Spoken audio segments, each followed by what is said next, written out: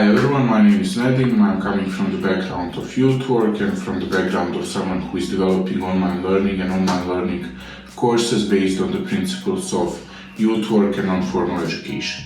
In this video I will be talking more about how to create and share your social change story. Since I'm coming from a specific background of developing the online learning and developing the online learning possibilities for young people, I will be sharing some of the tips that I have to share from my perspective of view. Most important thing when it comes to how to tell your story and how to create it and how to share it is actually to have a good story. So the first important thing is to see what kind of story you have to tell and how you want to present it. After that, you decide on the format you want to use to tell your story.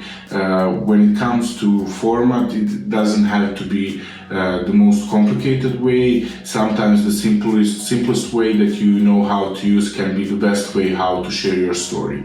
And in the beginning, the advice is actually to be more focused on the story and the quality of story that you have to tell rather than on the format in which you will present your story.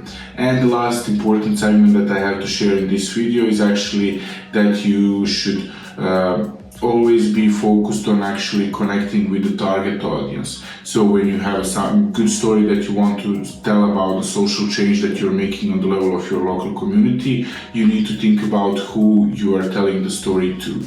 If you want to engage young people, you need to prepare the story in a way that will be engaging and interesting for young people. If you're preparing for some decision makers or for some adults that you want to engage in your activities and that you want to share your story with, then you will change the approach and change the way and the wording how you present the story. So the important things when it comes to creating and sharing your social change story is to have a good story to tell. The first thing, not to be that focused on having the most complicated format in which you tell it, and the last but not least is actually to have the appropriate way of telling your story and the way how you put it together to be appropriate to the target audience that you want to talk to.